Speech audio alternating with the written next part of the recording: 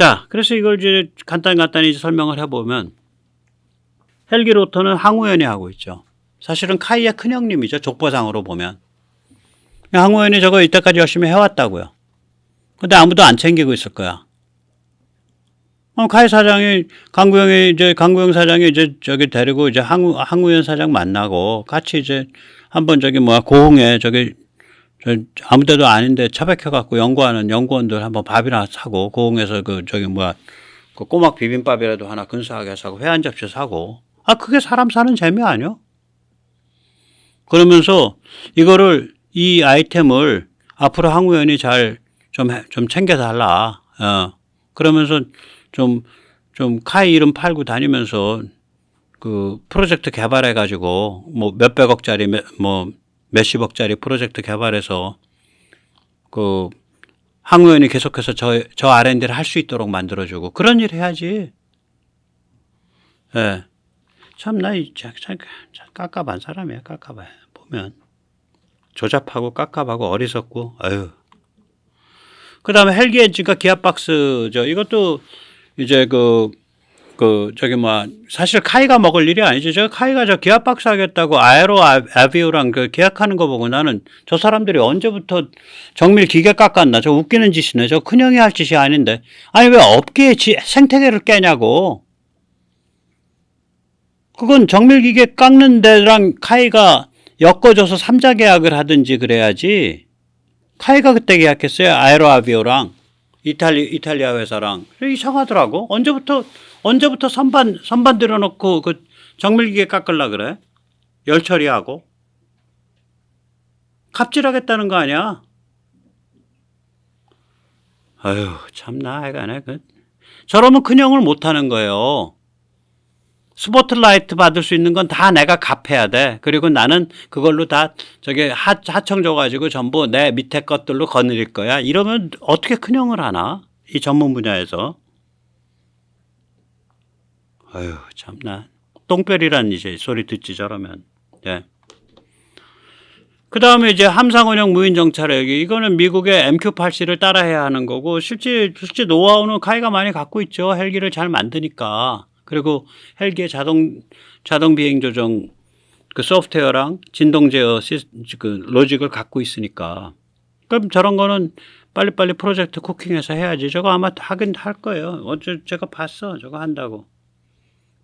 저런 걸 오자마자 빨리빨리 서둘렀어야지. 아유, 참. 이건 전략성이 굉장히 강하죠. 저거 이제 일반 헬기보단 2,000m 더 뜨거든요. 한 6, 7,000까지 올라가요. 6,000m 정도로 올라가면 거의 한 270km 내다 봅니다. 그러니까 그리고 작으니까 갑판에서 운영하기 편하고. 그래서 이제 저런 거 가지고 이제 공중에 하나 띄워놓으면 해군에선 든든하죠. 예, 한 300km 내다 보니까 얼마나 든든하겠어요. 굉장히 그러고 이제 저기에다가 이제 저거 좀 다른 거 하면 이제 그 잠수함 식별하는 뭐 이런 것도 좀 할 수 있고 뭐 여러 가지 할 수 있겠죠. 예. 그 다음에 이제 KF-21 변조 업그레이드가 있는데요. 이게 좀 살벌하죠. 제가 한번 쭉 했었는데, 내부 공간 6.4 입방 메탄 하나 나온단 말이에요. 이거 어떻게 사용할 거냐. 이걸 전부 추가 연료 탱크로만 한다. 100%. 그러면 내부 연료만으로 4,000km가 넘는 장거리 항속 나와요, 이거. 이걸 만약에 50%는, 이 공간은 50%는 연료 탱크로 쓰고 50%는 내부 무장창으로 쓰겠다. 그러면 이제 3,500km 날아가서 적 레이더를 부수는 준 스텔스 천병이 나오죠.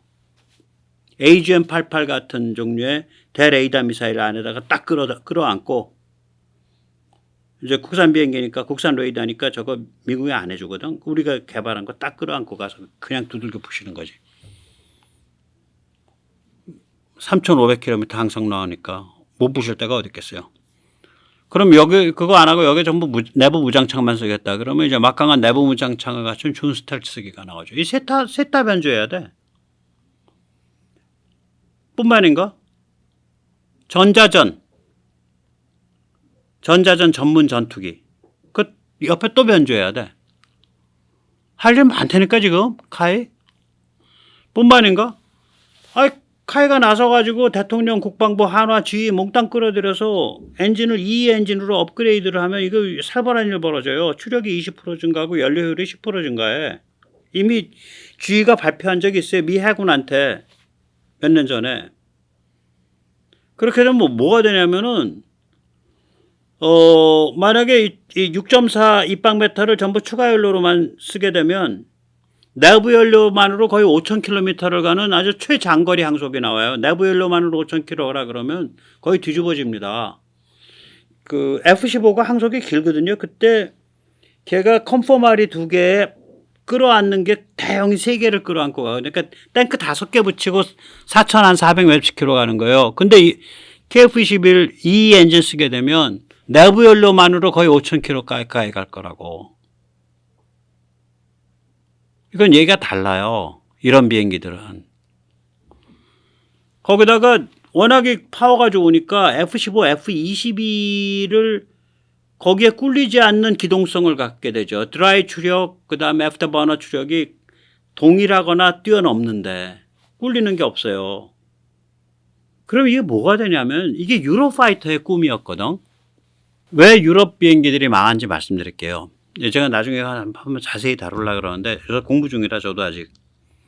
유로파이터는요. 몸집이 작은 F-15를 만들려고 했어요. 몸집은 FA-18에 맞추고 슈퍼요넷에 기동성이나 요격 기능은 F-15로 가겠다고 한 거예요. 그래서 이것저것도 안 되고 됐다 그래도 별로 의미가 없지. 왜 그러냐면 결국 유로파이터가 도달하고자 하는 맥스 기능이 각각 다른 기체에 이미 존재하니까 몸집이 작다는 거 외에는 F-15에 이미 다 있으니까. 어떤 비전이 이미 있는 것, 몇십 년 전에 이미 디자인되기 시작한 것에 맞춰져 있으면 그 비행기가 장래성이 있겠냐고요. 라팔도 똑같아요. 라팔이 처음에 유로파이터 같이 가려고 그러다가 프랑스가 그만뒀잖아. 그만둔 이유가 뭐냐면 프랑스의 항모에서 뜨고 내릴 수 있는 몸집이 작은 F-16을 원했어요. 프랑스는. 그러니까 비행기 컨셉이 다른 거죠. 유로파이터의 남은 쪽은 몸집이 좀 작은 F-15를 원한 거고 굉장히 고기동성을 가진. 라팔 쪽은 몸집이 작은 F-16을 원한 거고요. 그래서 라팔도 앞이 딱 막혀 있는 거예요. 이미 라팔을 개발할 때는 그 앞에 그 최종 목표가 F-16을 대체하는 몸집이 좀 작은 F-16이에요.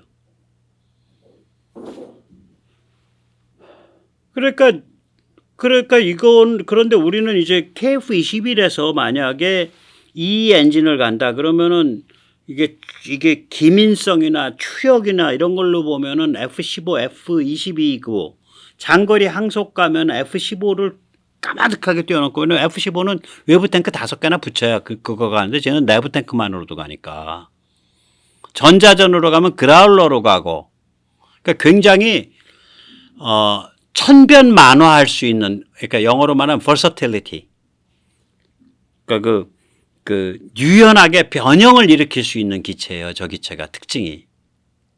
그 변형성, 그 버서틸리티를 완성하는 마지막 활용 점점이 이 엔진입니다.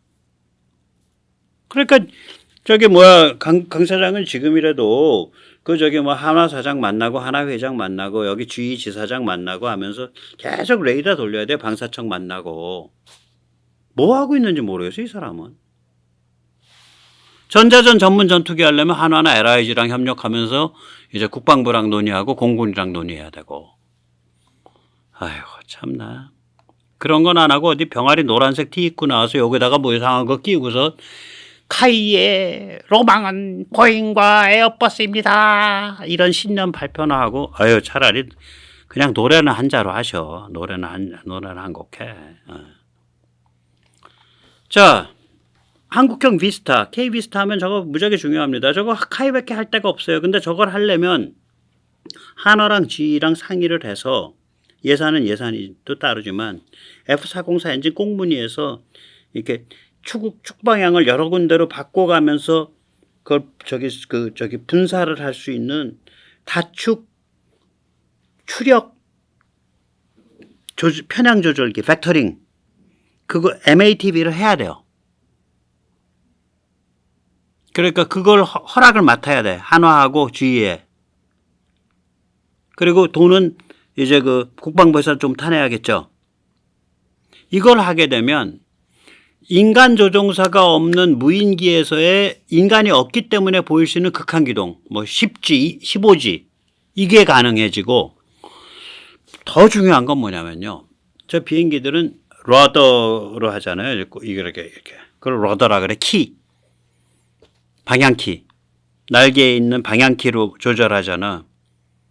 근데 이 엔진 꽁무니에서 요게 분사 방향이 이렇게 갔다 이렇게 됐다 이렇게 됐다 이렇게 됐다니까 이거의 역할이 최소화되는 거예요. 러더의 역할이. 그래서 비행 방식이 달라져요. 저걸 가지고 실험을 하다 보면 새로운 비행 방식에 대한 알고리즘이 찾아진다 그러더라고. 굉장히 중요한 실험이거든요. 저 미국에서는 이미 이게 F-16을 무인화시켰죠. 그래서 저 실험을 하고 있는 거예요. 저 MATV. 저 꽁무니가 달라요. 일반 F-16하고.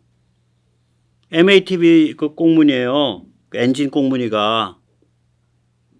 그러니까 그걸 여기도 마찬가지로 꽁무니를 그렇게 조절을 해서 저기 뭐야 그 한화랑 저기 그 G한테 같이 힘을 해서 그 MATV 꽁무니로 바꿔갖고 그럼 G도 뭐 미국에 로비를 할 거 아니야. 한국 애들이 저런 거 하는데 하게 합시다. 왜냐면 저 꽁무니가 생기면 F404, 414에 다 쓰니까.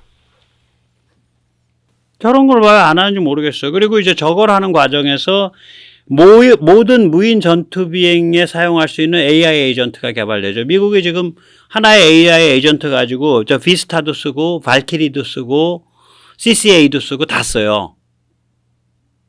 AI 에이전트 하나예요. 버전이. 그렇게 된다 그러더라고. 저런 걸 해야지 카이가. 아유, 한국형 발키리 해야죠. 저거 이제 대당 수백만 달러 미만의 소모성 전투드론 AUA인데 미국 크라토스 회사의 발키리가 저게 아주 알아주는 거거든. 지금 이제 그 AI 전투 실험까지 끝냈어요. 멈트 합동 전투까지. 그러면 이거는 뭐냐면은 소형 고효율 엔진이 승부처예요. 드라이 기준 한 2,000에서 4,000 파운드짜리. 왜냐면 이게 치명성 전략성이 높기 때문에 실험 때는 모르겠는데 대량 제작하겠다 그랬을 때는 엔진 확보가 어려울 수 있어요. 미국 쪽에서 브레이크 걸 수 있다니까. 너무 저 발키리 저거 항속이 5,000km 아니에요. 여기서 집어넣으면 저기 감속까지 갔다 오겠구만. 감속 주천까지 갔다 오면 5,000km 될 거예요. 살벌한 거라고요, 저거. 그 다음에 이제 한국형 CCA죠. Collaborative Combat Aircraft. 저건 대당 수천만 달러 이상 하는 FA-50과 동일하거나 그거보다 고급진 최고급 합동 전투 드론 CCA, Collaborative Combat Aircraft인데 이게 미국도 극비리에 개발 중이에요, 지금. 이거 저거 공개 안 하고 있다고. 개발은 진행되고 있는데. 저는 대한항공에서 이제 방사청이랑 하고 있는 쿠스 LW가 CCA라고 하기에는 기체가 좀 저급이고 소모성 전투 드론이라고 하기에는 기체가 너무 고급인 어떤 중간 형태 정도라고 보여요. 좀 어정쩡할 거다라고 지금 생각이 돼요. 앞으로 KF-21의 승부처는요. AUA 그러니까 소모성 전투 드론 혹은 합동 전투 고급 합동 전투 드론과 함께 움직이는 유무인 합동 작전 멈티에 있습니다. 그러니까 이거는 카이 범위 바깥에 있는 영역이 있어요. 국방부와 한화의 엔진 개발이 필수적이에요. 저 엔진은 F404급 엔진이에요. 그럼 지금보다는 더 빨리 개발해야겠습니다 하고 징징대면서 울어야 될 거 아니에요. 왜냐면 이 엔진을 실험용으로는 한두 대 살 수 있을지 몰라도 전략적 치명성이 높기 때문에 엔진을 대량으로 구매하기 어려울 수 있다니까 저것도 똑같아요. 미국이 우리한테 재슴도 안 주는데 5,000km 날아가고 3,000km 날아가고 무인 전투기에 CCA 뜨고 이런 거에 대한 엔진을 주겠냐 이거지. 윤 대통령이 뛰어갖고 저기 뚫어오시든지 아니면 국산 엔진 저거 개발을 서둘러야 되죠. 예, 그렇습니다. 자, 그래서 이제 아까 다시 돌아가자고요. 스모 경기장과 검투장이에요. 예. 지금 저기 뭐야, 아까 제일도련의 동쪽을 지켜내는 거, 저건 스모 경기예요. 제일도련 동쪽에서 중국이 저기 A2AD 내세워갖고 동쪽으로 밀고 들어가려는 걸, 미국과 이제 일본과 미국과 일본은 그거를 밀쳐서 다시 중국을 제일도련 서쪽으로 다시 밀쳐서 국에 넣으려 그러는 거죠. 괌에다가 지구 최강의 MD 깔고 일본 열도와 오키나와와 필리핀과 괌에 살벌한 그 여러 종류의 타격 능력, 특히 중타능, 중거리 타격 능력 이런 거 갖춰놓고 그냥 다시 말아가지고 제일도련 서쪽으로 중국을 밀어 넣으려고 그러고 스모 경기예요, 지금. 미중 사이의 A2AD 밀쳐내기 경기라고요. 미국도 미국판 A2AD 만들어가지고 일본 동원하고 오키나와 쓰고 타이완은 안 끼고 중타능이 들어가니까 필리핀에 미군 쓰고 괌 미군 쓰고 해서 밀어 넣는 거라고. 이게 스모 경기예요. 그런데 우리는 제일도련 바깥쪽에 있는 게 서쪽에. 여기는 스모 경기장이 아니에요. 여기는 검투장이야. 충돌 벌어지면 동아시아 전체가 다 잿더미예요. 저 검투장 바닥에 전부 저기 인화물질 화약이야. 여긴 그런데요. 윤석열 대통령 말이 맞다니까. 동북아에서 전쟁 벌어지면 여기 동북아 전체가 잿더미라고. 여긴 그런데요. 여긴 검투장이야. 우리는 검투장 한가운데서 살아가는 민족이에요. 그래서 아까 말씀드린 5대 원칙만이 살 길이에요. 그중에 특히 최근적 공멸 독침에 있어서 카이의 전투기가 너무 중요하기 때문에 오늘 제가 강 사장을 마음 먹고 팼습니다. 사실은. 강 사장님 미안해요. 내가 당신한테 아무 사적인 감각 없어. 얼굴도 몰라. 아무 이해관계도 없고. 그러나 지금 당신 지위에 그 회사를 그렇게 운영하면 안 되는 거야. 예. 한미 핵동맹 강화해야 되고요. 일본의 일본을 살살 꼬셔갖고 대중포위망 전선에 세워야 되고요. 최근적 공멸 독침 만들어야 되고요. 미국의 컨트롤 밖에 있는. 특히 이제 그중에 중요한 것 중에 하나가 카이의 전투기 영역이죠. 헬기 영역. 그 다음에 네 번째가 이제 한반도의 위기, 동아시아 위기의 전 세계, 특히 자유진영의 유럽 국가들을 다 말아서 끌어들여야 돼요. 그 다섯 번째가 이게 말하자면 폴란드, 우크라이나, 노르웨이가 됐건 필리핀이나 인도가 됐건 간에 호주가 됐건 간에 대러 포위망 국가한테 진심으로 무기를 제대로 공급해 줘야 돼요. 그 다섯 개를 하면 우리가 이 검투장에서 이 위험천만한 검투장에서 크게 안 다치고 안 죽고 번영을 하다가 기회가 옵니다. 이렇게 위기가 왔을 땐 기회가 같이 와요. 중국의 힘이 빠져간다는 소리니까 북한 자유화까지 언젠가 갈 수 있다고 생각을 합니다. 오늘 여기까지 모시겠습니다. 감사합니다.